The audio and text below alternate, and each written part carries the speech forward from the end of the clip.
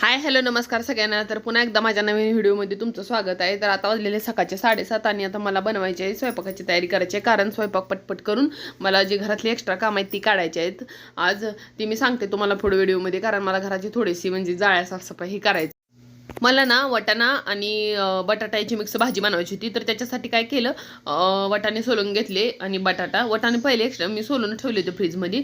तर बटाटा आहे ना तो बारीक बारीक कट करून घेतला. कांदा एक दोन छोटे छोटे कांदे कट करून घेतले. एक टोमॅटो कट करून घेतला आणि थोडंसं घरचं काळं तिखट, थोडासा मसाला, गरम मसाला थोडासा टाकलेला आहे आणि त्याच्यानंतर थोडासा कढीपत्ता, थोडंसं चवीनुसार मीठ आणि त्याला मग मस्त असं ना चांगलं टोमॅटो असं चांगलं एकदम बारीक असं मऊसर होतं मी चांगलं तळून घेते कोणत्याही भाजीला. त्याच्यानं काय होतं माहिती आहे का, टोमॅटो जर असं अख्खं दिसलं ना तर भाजीला पण चव येत नाही आणि बघायला पण ती भाजी चांगली वाटत नाही आणि एकदम असं मिक्स ग्रेव्हीसारखी भाजी होत नाही, वेगळीच बनते. तर मी असं सगळं करून घेतलेलं आहे. त्याच्यामध्ये थोडासा टाकलाय शेंगदाण्याचा कूट आणि त्याला दिलेलं आहे 5 ते 7 मिनिटं वाफ आणि थोडंसं पाणी वतून घेतलेलं आहे.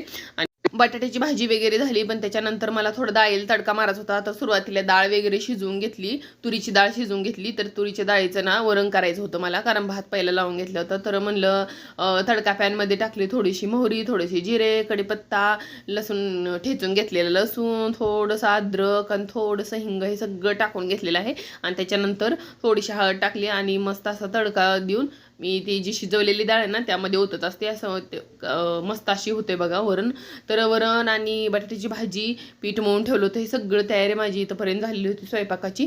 तर मला आज साफसफाई करायचं असल्यामुळं ना मी पहिले हे स्वयंपाक वगैरे करून घेतला आणि नाश्ता पण आम्हाला थोडासा बनवायचा होता. तर नाश्त्यासाठी ना मी आज घरात काही नाश्ता बनवला नाही. तर नाश्त्यासाठी मी आमच्या ह्यांनी बाहेरूनच म्हणजे भजी आणि बटाटा भजी, कांदा भजी, चटणी आता तुला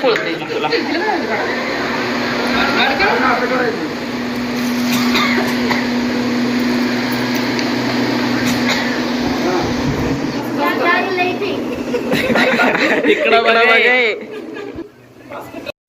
आणि आमच्या पूर्वाची ना अशी थोडीफार गंमत असते बघा. तर सकाळची सगळी कामं आणि सगळं नाश्ता वगैरे झाला होता. तर म्हणलं चला आता नाश्ता केल्यामुळे सगळं पोरांनी खराब केलं होतं. तर सगळं स्वच्छ झाडून घेतलं आणि त्याच्यानंतर लागले मी जाळ्या काढायला. तर मला ना धुळीची थोडीशी ॲलर्जी असल्यासारखं आहे बघा. तर काय होतंय माहिती का, धूळ थोडं जर मला असं म्हणजे लागली ना तर मला सर्दीचा आणि सर्दी येऊन परत सर्दी शिंकून तापसुद्धा येते. त्यामुळे मी काय केलं, पहिलं चपात्या वगैरे करून घेतल्या. म्हणलं एकदा शिंकून परत आपल्यात काही एनर्जी पण राहणार नाही म्हणून पहिले चपात्या वगैरे बनवून घेतल्या. तर चपात्याचं एक 2-3 चपात्या बनवून घेतल्या आणि म्हणलं ते कोणाला जेवायचं असेल तर त्यांच्यासाठी होऊन जाईल आणि नंतर मी जाळ्या काढायला घेते. तर मी काय केलं, मला शिंका येते म्हणून घट्ट असा स्कार्फ बांधून घेतला थोडासा आणि जाळ्या काढायला लागले. कारण घर एवढं म्हणजे घराचं आपलं जेवढं मोठं घर असेल ना तेवढं म्हणजे जास्त धुळण तेवढं आपल्याला कष्ट करावं लागते बघा. पण काय माहिती आहे का, आपल्याला पण आपलं एक म्हणजे असते की बाबा स्वतःचं घर असावं, मोठं असावं. तर त्या हिशोबाने आपण केलेलं असते. पण जाळ्या काढता नाकी नऊ येतात माणसाच्या. आणि ना कारण म्हणजे आता सगळी कामं झालेत तर इकडचं सगळं झालं. तर मग मी एका पाठीमागे एक जाळ्या काढत खिडक्या वगैरे असं सगळं साफ करून घेतलं. कारण काय माहिती का, एकदा म्हणलं आता लागले कामाला तर निवांत असं अधूनमधून बसले ना मग ती काम तसंच अर्धवट राहते. म्हणून मी एकाच रूमच्या नाही तर सगळ्या रूमच्या पूर्ण जाळ्या काढून घेतल्या. जवळजवळ तुम्हाला हे व्हिडिओमध्ये 2-4 सेकंद दिसत असेल, पण मला जवळजवळ अर्धा तास लागलेला आहे सगळ्या घराच्या जाळ्या काढायला.